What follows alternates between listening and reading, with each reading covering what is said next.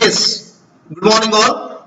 Today I want to discuss with you guys that is what construct the algorithm to interchange the two variables without using the third variable. We already discussed how to swap the two variable with the use of the temporary variable that we did yesterday. Now today without using the third variable I want to do something. So for that I'm doing the paperwork first. So what I need to do? First of all, you need to think that, for example, I have a number 1 and the value of the number 1 is, for example, 50.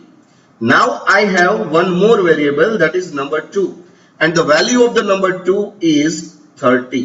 હવે હું શું કરું તો number 2 ની value number 1 માં જતી રહે અને નંબર 1 ની વેલ્યુ નંબર 2 માં જતી રહે. તો હંમેશા યાદ રાખો કે એડિશન એક એવો ઓપરેટર છે. એડિશન અને સબટ્રેક્શન ની અંદર તમે જો એડિશન ગણો તો 30 પ્લસ 50 કરો તો 80 જ થાય અને 50 પ્લસ 30 કરો તો 80 જ થાય. એનો મતલબ એમ કે એડિશન અને મલ્ટીપ્લિકેશન બંને એવા છે કે જેની અંદર ઓપરાન્ડ નો કોઈ રોલ નથી. ફોર એક્ઝામ્પલ તમે એવું કહો કે 3 into 5 તોય તમને 15 જ મળે. એનો મતલબ એમ કે આપણે ગુજરાતીમાં એક મેથ્સમાં આવતો ક્રમનો નિયમ, અહીંયા કોઈ ક્રમનો નિયમ લાગુ પડતો નથી. ક્રમ અહીંયા મેનેજ કરવાની જરૂર નથી. 3 into 5 કરો તોય 15 મળે અને 5 into 3 કરો તોય 15 મળે. સેમ ઇન એડિશન 3 plus 5 કરો તો 8 મળે, 5 plus 3 કરો તો પણ 8 મળે. એનો મતલબ એવો થયો કે તમે કોઈ પણ કામ કરો છો એની અંદર જો મેથેમેટિક્સ છે તો મેથેમેટિક્સ નો રૂલ શું થઈ ગયો? મેથેમેટિક્સ માં મલ્ટીપ્લિકેશન અને પ્લસ માં ઓપરાન્ડ એટલે કે તમે આ બંનેને ચેન્જ કરો તો કોઈ ફેર પડતો નથી. તો હું કંઈક એવું કરી દઉં કે number 1 is equal to number 1 plus number 2 એટલે બંનેનો ટોટલ જે હોય એ નંબર 1 ની અંદર સ્ટોર થઈ જાય. એટલે થાય શું તો કે નંબર 1 ની વેલ્યુ 50 છે, નંબર 2 ની વેલ્યુ 30 છે, તો હવે નંબર 1 ની વેલ્યુ થઈ જશે ધેટ ઇઝ 80. એક વખત બંનેની વેલ્યુ અંદર આવી જાય પછી મારા નંબર 2 ની વેલ્યુ મારે ગેટ કરવી છે. તો નંબર 2 માં હું શું કરી શકું તો કે જે નંબર 1 ની અંદર વેલ્યુ છે એમાંથી નંબર 2 ને બાદ કરી દઉં. નંબર 2 કેટલો છે? That is 30. તો નંબર 2 ની વેલ્યુ મારી કેટલી થાય તો કે નંબર 1 તો મેં અત્યારે નવો કયો કરી દીધો ધેટ ઇઝ 80. તો as a result 80 minus number 2 ની વેલ્યુ ધેટ ઇઝ 30. તો મને જે વેલ્યુ મળશે નંબર 2 ની અંદર that will be 50. એટલે પહેલું કામ થઈ ગયું. નંબર 1 ની વેલ્યુ નંબર 2 માં જવી જોઈએ એ 50 થઈ ગઈ છે. હવે મારે ચેન્જ ક્યાં કરવાનો છે તો કે હવે મારે ચેન્જ કરવાનો છે નંબર 1 ની અંદર.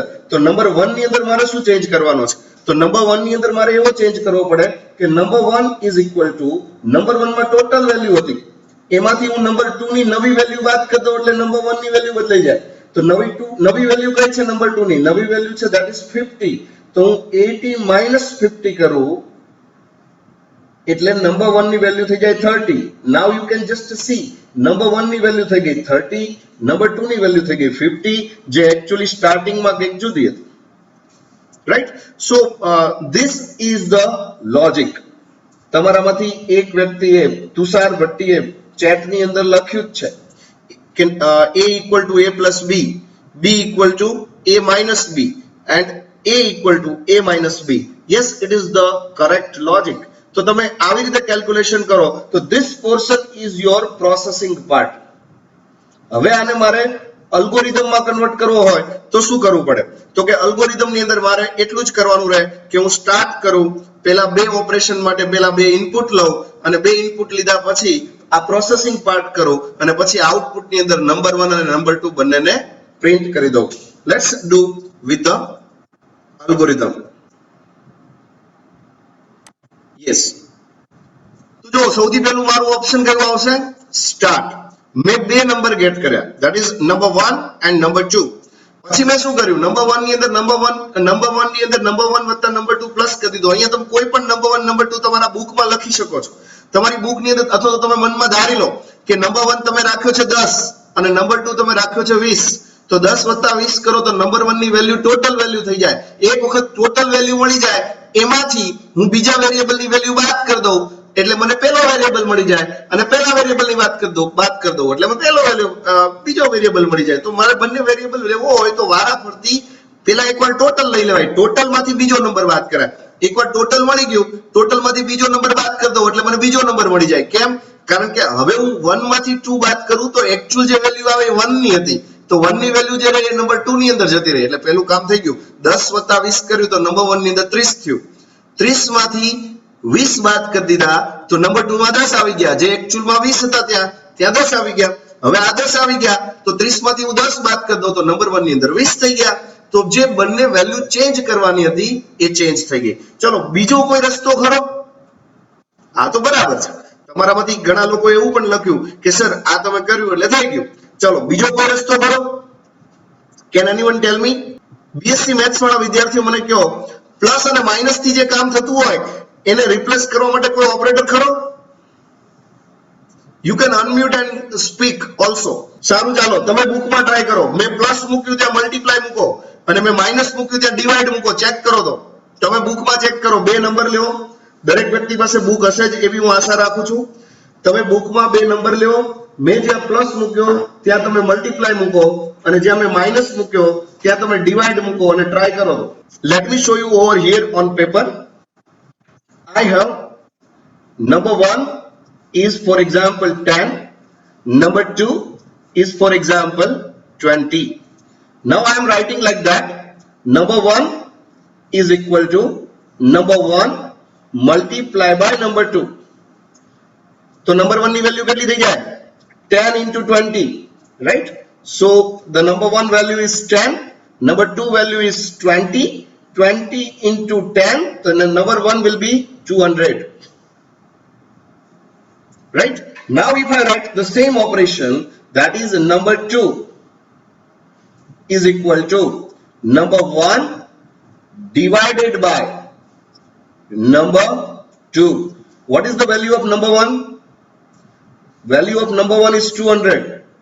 200 divided by number 2. Number 2 ni value is still it is 20. Number 2 is equal to 10. જો તો રિપ્લેસ થઈ ગયું, વેલ્યુ રિપ્લેસ થઈ ગઈ. નંબર 2 ની અંદર 10 આવી ગઈ. Now try with the number another number and that is number 1. હવે નંબર 1 ની અંદર મારે વેલ્યુ કરવી હોય તો શું કરવું જોઈએ? Number 1 divided by number 2 again. એટલે હવે નંબર 1 કેટલો છે? તો કેટલો જ છે જેટલો પહેલા હતો, that is 200. નંબર 2 ની વેલ્યુ રિપ્લેસ થઈ ગઈ છે, that is 10. 200 divided by 10, then the value is 20. જરા જુઓ તો નંબર 1 ની વેલ્યુ 20 થઈ ગઈ, નંબર 2 ની વેલ્યુ 10 થઈ ગઈ. હંમેશા યાદ રાખો, there is a thumb rule. જ્યારે હું પ્લસ અને માઇનસ નો રૂલ વાપરું છું બે ઓપરેન્ડ વચ્ચે, તો હું સેમ ટાઈમ મલ્ટીપ્લિકેશન અને ડિવાઇડ નો રૂલ વાપરી શકું જો એ ઇન્ટીજર હોય તો. હા, ફ્લોટિંગ પોઈન્ટ વેલ્યુ હોય તો એ બદલાઈ જાય, રાઈટ? અને એટલે જ તમે મારા પહેલા પેપરની અંદર ચેક કરો, મેં તમને અહીંયા એવો રૂલ બતાવ્યો હતો કે 3 into 5 કરો તોય 15 થાય, 5 into 3 કરો તોય 15 થાય, 3 plus 5 કરો તોય 8 થાય, 5 plus 3 કરો તોય 8 થાય. એનો મતલબ એમ કે પ્લસ ની અંદર ક્રમનો નિયમ નથી, એટલે તમારો ઓપરાન્ડ ગમે તે હોય રિઝલ્ટ સરખું જ આવે. અને એટલે જ માની લો કે મારે કેટલા વિદ્યાર્થીઓ છે કાઉન્ટ કરવું હોય તો હું કોઈ પણ જગ્યાએ જઈને ચાલુ કરું અને છેલ્લે સુધી કાઉન્ટ કરું તો મને આઉટપુટ સરખું જ મળે. કોઈ પહેલેથી ચાલુ કરે, કોઈ છેલ્લેથી ચાલુ કરે, કોઈ વચ્ચેથી ચાલુ કરે, આંકડો એક સરખો જ મળે, કારણ કે પ્લસ ની અંદર કોઈ ઓપરાન્ડની ક્રમ ડિસાઇડેડ નથી. Same way in the multiplication, but in the case of minus and divide તમારે ઓપરાન્ડ નો ક્રમ જરૂરી છે. તમે 5 minus 3 કરો અને 3 minus 5 કરો, બેનું રિઝલ્ટ સરખું ના આવે, રાઈટ? તમે 300 minus 200 કરો અને 200 minus 300 કરો, બેનું રિઝલ્ટ ક્યારેય સરખું ના આવે. એકનું પોઝિટિવ આવે તો બીજાનું નેગેટિવ આવે, એવું પણ બની શકે, right? So the concept is what you need to understand, that here instead of plus you can write the multiplication, and instead of minus even you can write the divide, and the result will be same if the both the number are the numeric only, that is without floating point. Okay, now next, write an algorithm to convert a US dollar to Indian rupee. ચાલો વિચારો શું કરવું જોઈએ.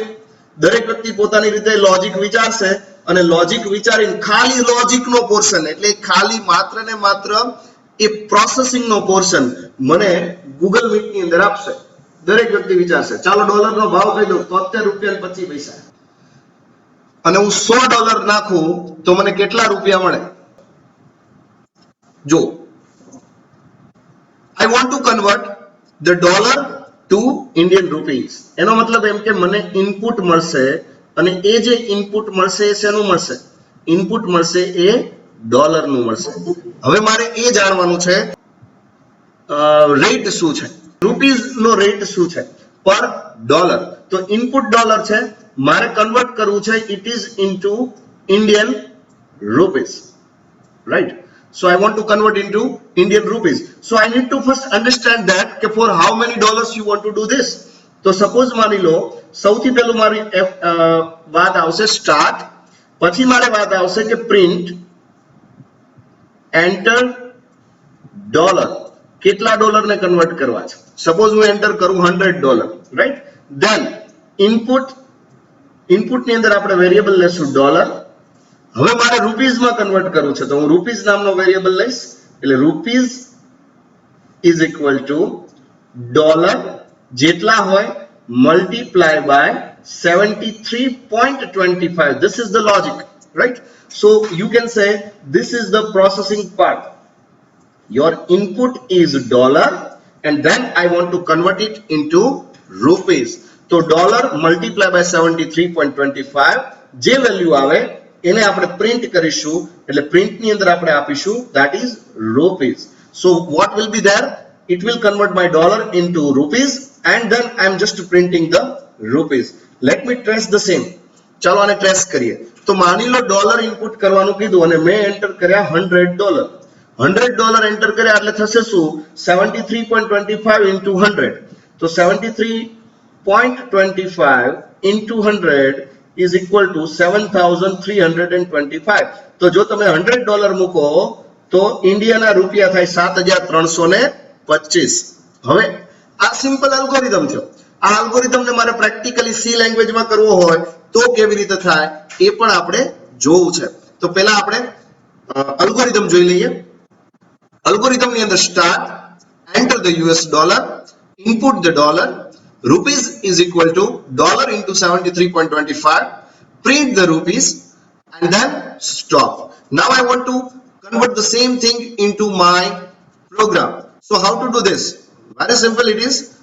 Whenever you are writing the code, first look at your algorithm and before moving to algorithm, first do the paperwork. So what I need to write here? I need to take the input from the user, enter the US dollar, right? Once a semicolon is required, after that it is a termination character for every statement. Now I need to get the value from the user. So instead of %d, now I want the floating point value. What is floating point? So instead of integer and floating point વચ્ચે difference શું છે? તો કે integer ની અંદર floating point નો આવે અને float ની અંદર ફ્લોટિંગ પોઈન્ટ આવે એટલે પ્રિસિઝન અને સ્કેલ તમે મૂકી શકો. તો હવે વેરિયેબલ જે ડિક્લેર કરો એ તમારો ફ્લોટ વાળો હોય, રાઈટ? તો અહીંયા હું ડિક્લેર કરું છું float and that is rupees. બની શકે કે સામેવાળાની વેલ્યુ કે કેવી જ હોય કે જેના ઉપરથી તમને વેલ્યુ રિટર્ન થાય. તો અહીંયા હું લખું છું float rupees and float that is dollar, right? હવે જો તમારે ઇન્ટીજર માં રૂપિયા જોતા હોય તો તમે ઇન્ટીજર રૂપીસ રાખી શકો. તો float rupees and float dollar આવા મેં બે વેરિયેબલ ડિક્લેર કર્યા છે. percentage f for the float છે. જેમાં આપણે કાલે d લખ્યું હતું તો d ફોર ડિજિટ હતું, f for floating point value છે. m% તમે અહીંયા ડોલર ગેટ કરી શકો.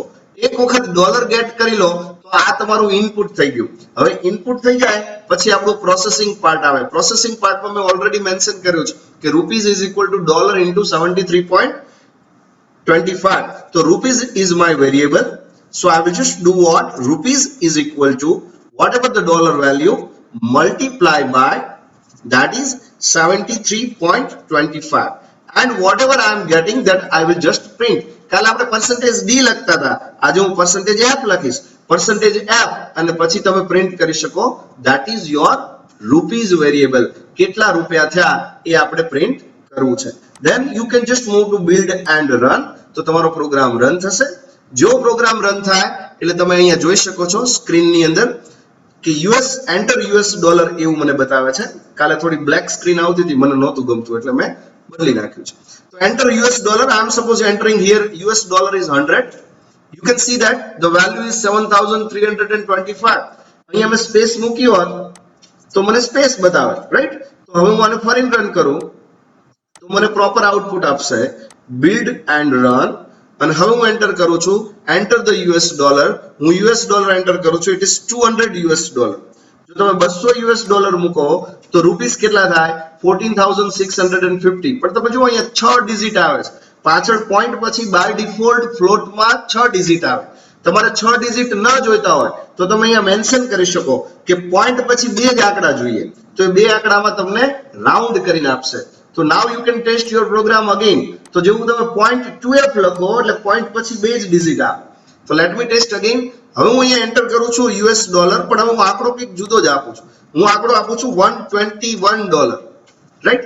Than value is 8,863.25 rupees. અને પોઈન્ટ પછી તમે જોઈ શકો છો અહીંયા 2 જ ડિજિટ આવે છે.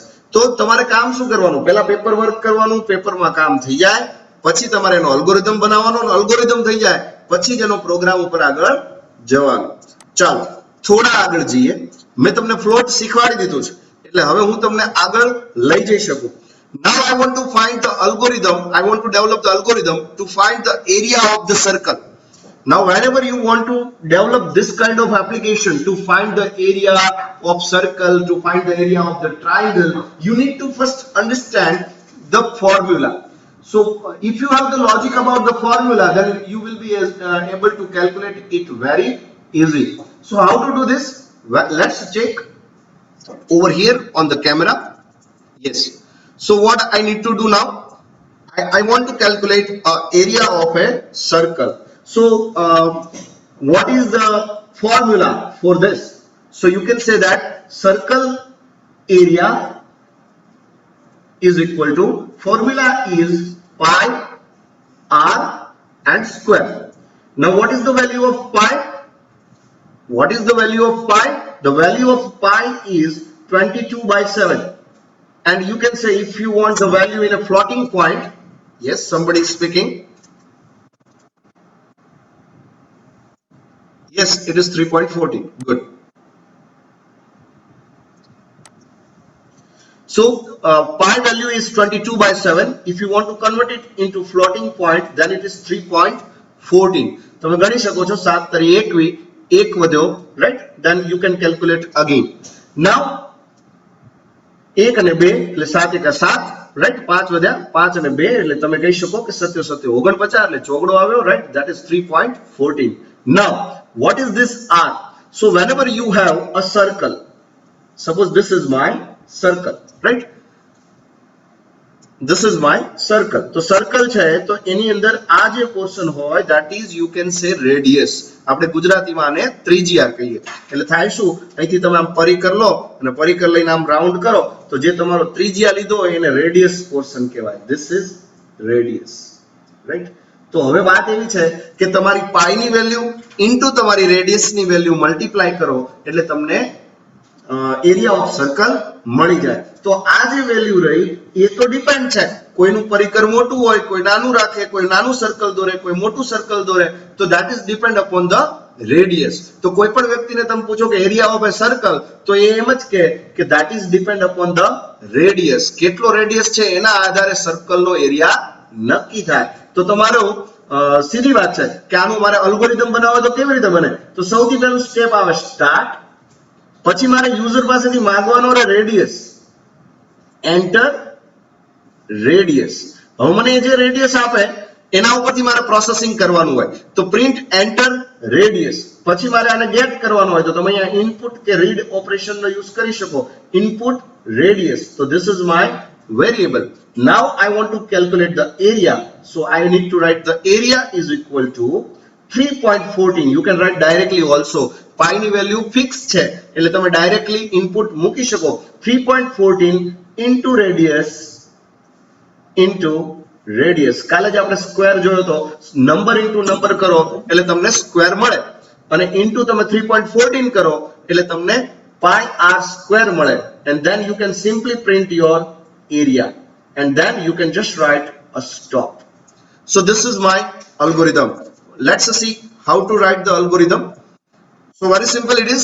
First is the start instruction, then enter the radius, then you need to please get the radius, either input or read operation you can write. After input, now it's a time for the logic, that is the processing. Area is equal to 3.14 multiply by radius, and then you can simply print the area, and then you can just fire the stop. Right now I want to calculate the same over here in my this program. So how to do this? Very simple it is. Again we will deal with the floating variable. Why? Because the value of the radius can be a floating also. So I am just writing here float radius. Right now what I need to do? Printf, enter. I just need to ask the radius from the user. Here you can write the semicolon. Scanf. If it is floating point value, you need to write the percentage f. If it is a numeric value like integer, then you just need to write the percentage d. Ampersand is used to get the value. Here in address the value will be stored. That we will definitely discuss whenever we are discussing a pointer. So હું pointer જ્યારે બનાવીશ ત્યારે આપણે આ બાબતે ચોક્કસ ચર્ચા કરીશું. Printf, enter radius. Scanf, we will get the radius. Once we get the radius, we need to calculate the area. So I'm just initializing the value area is equal to 0. It is a good practice if you are initializing the value, right? So you can just write the area is equal to, now you can write 3.14 multiply by the value of the radius multiply by value of the radius. So you can say pi r square it is. Now you can just simply print the area of circle is equal to percentage. Now I want the 2 digit after the point. So you can write percentage 0.2f. If you are writing directly percentage f, તો point પછી 6 digit બતાવે, અને હું 0.3f લખું તો point પછી 3 આંકડા બતાવે, બાકીના રાઉન્ડ થઈ જાય. હવે તમે માની લો અહીંયા percentage f લખો છો, સેમિકોલન આપી દો છો, રન કરો છો, પણ અહીંયા વેરિયેબલ પ્રિન્ટ નથી કરતા તો તમને ગાર્બેજ વેલ્યુ બતાવશે. તો તમારે અહીંયા વેરિયેબલ પણ પ્રિન્ટ કરવો પડે. કયો? તો કે એરિયા. અને હવે તમે અહીંયા બિલ્ડ માં જઈને build and run આપશો એટલે the program will be executed. Whenever you execute your program, it will ask you for the radius. હું radius કંઈક જુદો જ આપું છું, 3. For example 6. મેં radius આપ્યો 3.6, એને મને output આપી દીધું, and the output is area of the circle is 40.694. હવે મને કેમ ખબર પડે કે આ સાચો જ છે, right? તો તમારે parallelly you can move to your Google. Here in Google you can just write the Google, and you can just write that area of circle. Whenever you write the area of circle, it will ask you for the enter the value. અહીંયા હું એ જ value enter કરું કે જે મેં અહીંયા enter કરી હતી, that is 3.6. તો અહીંયા હું એન્ટર કરું છું 3.6. the value is 40.72. the value will be slight difference because of that is a floating point value, so slight changes in the point will be there, right? So this is the way you can calculate the area of circle. Now suppose if anybody asks me, sir, I don't want to calculate the area of circle, I want to calculate the area of the triangle. તો હવે જે કઈ વાત આવે એ બધે mathematical formula ની જ આવે. જેને મેથેમેટિકલ ફોર્મ્યુલા આવડે એ પ્રોગ્રામ ઇઝીલી બનાવી શકે. અને એટલે જ મેં પહેલા કીધું હતું કે તમારે પ્રોગ્રામિંગ શીખવું હોય તો તમારે સૌથી પહેલું જોઈએ એ જોઈએ કે તમારું એ ડોમેનની અંદર કેવું નોલેજ છે. માની લો કે એકાઉન્ટિંગ નો સોફ્ટવેર બનાવતો હોય પણ એકાઉન્ટિંગ ની કે ખબર જ ન પડતી, તો સોફ્ટવેર માં હું ગમે તેવો હોશિયાર હોય પણ મને એકાઉન્ટિંગ ડોમેન વિશે કે ખબર નથી પડતી, તો મારે પહેલા એ શીખવું પડે. ડોમેન શીખ્યા પછી હું એમાં કામ કરી શકું. તો I want to calculate the area of triangle. So how to calculate the area of triangle? Let's see. First of all, you need to understand this is a triangle, right? Now whenever you want to calculate the area of the triangle, then you can say that this is the height, right? This arrow is a height of triangle. This is a base. of triangle. Area of triangle is very easy to calculate. It is what? Base into height. તમે આ base પકડી લો અને તમે આ height પકડી લો, એના ભાગ્યા 2 કરી નાખો એટલે તમને એનો એરિયા મળી જ જાય. તો area of triangle is equal to base, એટલે આ જે તમારો બેઝ છે એ નીચે નીચે લાઈન રહી અને બેઝ કહેવાય, right? Base into height divided by 2.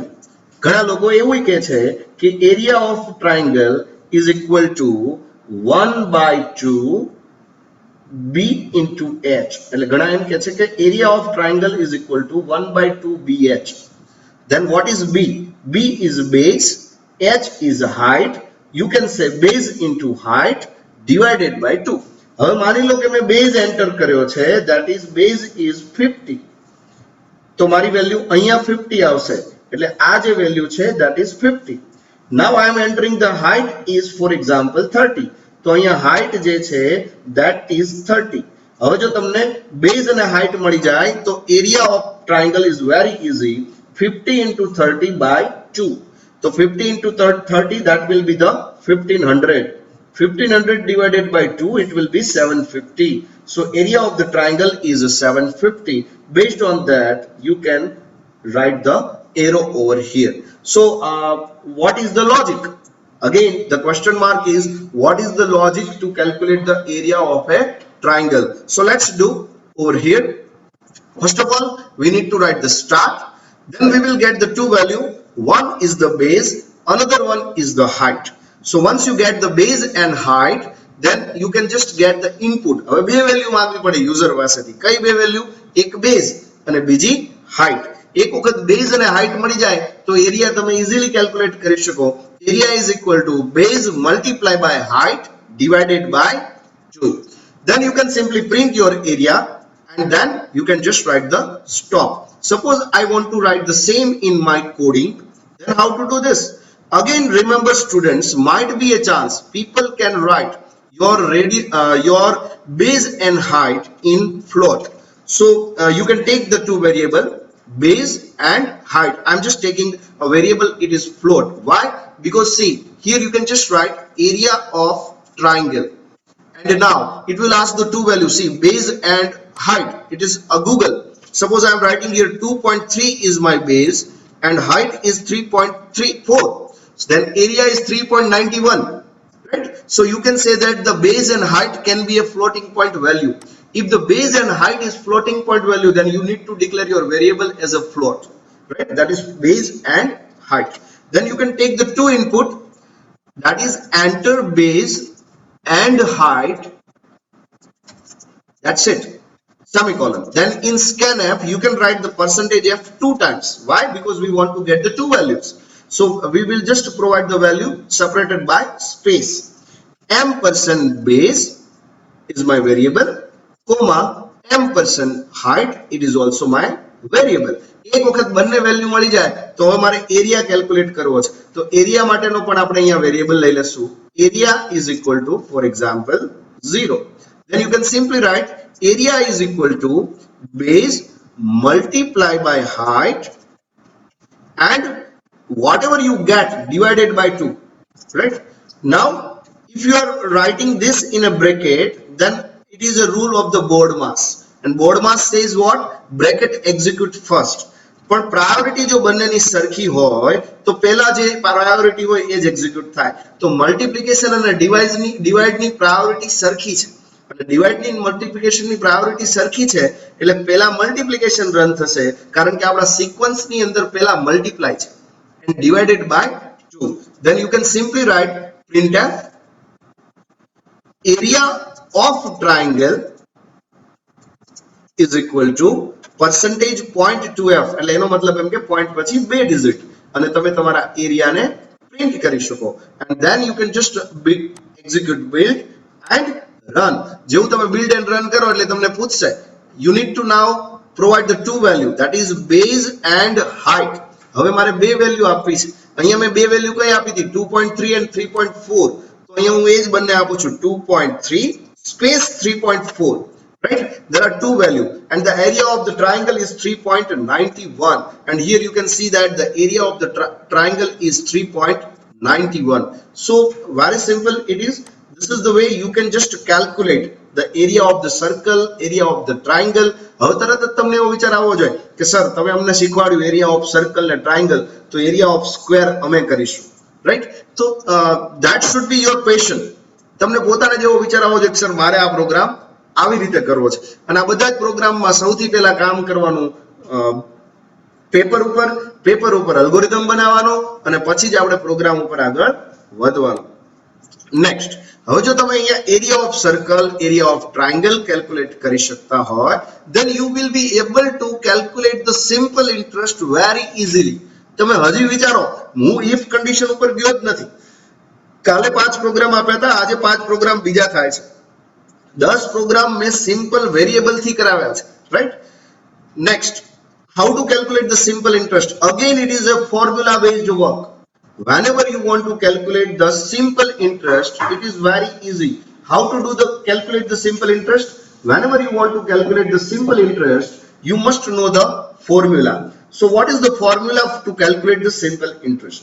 So you can say that we need a principal amount,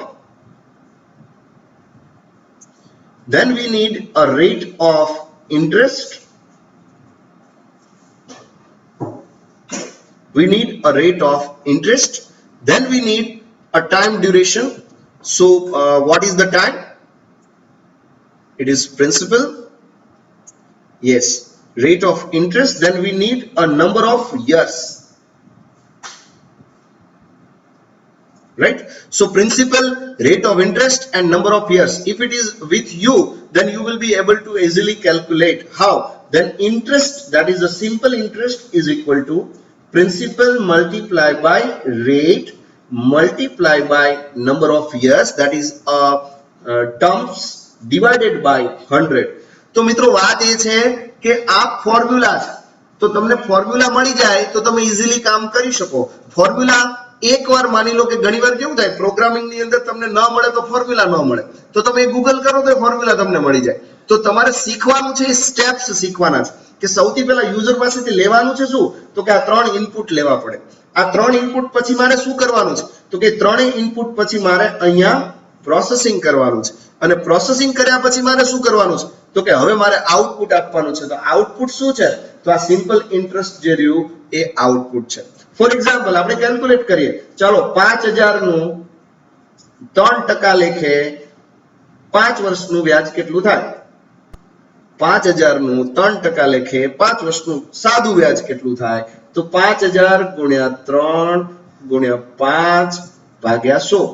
અહીંયા 2 મીંડા જતા રહે, 5 3 15 into 5 75. તો તમે એવું કહી શકો કે it will be 750, right? Very simple.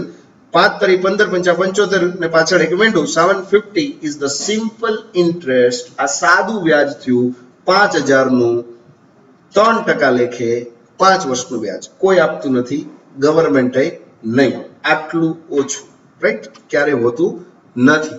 Now I want to calculate the same. તો હવે તમારે સ્ટેપ્સ વિચારવા પડે. તો સ્ટેપ્સ શું આવે, તો કે સૌથી પહેલું સ્ટેપ્સ એ આવે start, then you can ask for the principal, rate and the years. એટલે હવે ઇનપુટ 2 નહીં આવે કે 1 નહીં આવે, હવે ઇનપુટ 3 આવશે. કયા 3? તો કે P, R અને N. N ને ઘણા લોકો T પણ કહે છે, ઘણા લોકો ડ્યુરેશન કહે છે, પણ હકીકતમાં નંબર ઓફ યર્સ જ છે, એને ટર્મ કહે છે ઘણા લોકો. તો ફોર્મ્યુલા શું છે, તો કે I equal to PRN divided by 100 is the simple formula, that is a principal amount. તો હવે હું તમને ફોર્મ્યુલા બેઝ 2-4 એક્સરસાઇઝ આપું તો તમે કરશો એવો મને પણ કોન્ફિડન્સ છે જ. Now we need to print the simple interest and then we can just write the stop. Now how to convert this program into C program? તો મને કોઈ 3 વર્ષ માટે પ્રિન્સિપલ, રેટ અને ઇન્ટરેસ્ટ મારે 3 વસ્તુ પ્રોવાઈડ કરો અને મને કેલ્ક્યુલેટ કરીને ઇન્ટરેસ્ટ આપે એવો મારે પ્રોગ્રામ બનાવવો છે. તો બહુ જ સિમ્પલ છે. કેવી રીતે કેલ્ક્યુલેટ કરી શકાય? Here you can just take the variable. Principal જો તમારે ન્યુમેરિકલ લેવાનું હોય તો ઇન્ટીજર ડિક્લેર કરાય, તો આપણે એવું કરીશું ઇન્ટીજર P. ધેન રેટ 3.5%, 3.2% આવા પણ હોઈ શકે, એટલે રેટ જે વેરિયેબલ છે એને ફ્લોટ ડિક્લેર કરીશું. નંબર ઓફ યર્સમાં એવું થાય કે 3 વર્ષ હતું પણ ઘણા લોકો એમ કે 3.2 વર્ષે હતું, તો નંબર ઓફ યર્સ એટલે તમે એવું કહી શકો કે યર્સ માટે આપણે વેરિયેબલ રાખીશું ફ્લોટ, રાઈટ. એન્ડ પૈસા આપતા હોય ત્યારે આપણે 0.25 એવું ના આપીએ, એટલે આખો રૂપિયો આપી, કાં તો જનરલી તો જે કંઈ આવતું હોય અમાઉન્ટ એ બધું મલ્ટીપ્લાય બાય 100 માં જ આવતું હોય. એટીએમ આપણને હવે તો મલ્ટીપ્લાય બાય 100 સિવાય નોટ નથી આપતું, રાઈટ. તો પ્રિન્સિપલને આપણે ઇન્ટીજર રાખી છે, રેટ અને યર્સને ફ્લોટ રાખી છે. નાવ સિમ્પલ ઇન્ટરેસ્ટ આપણને જે મળશે એ પોઈન્ટમાં હોઈ શકે, એટલે સિમ્પલ ઇન્ટરેસ્ટનો જે વેરિયેબલ હું રાખું છું that is interest variable for example.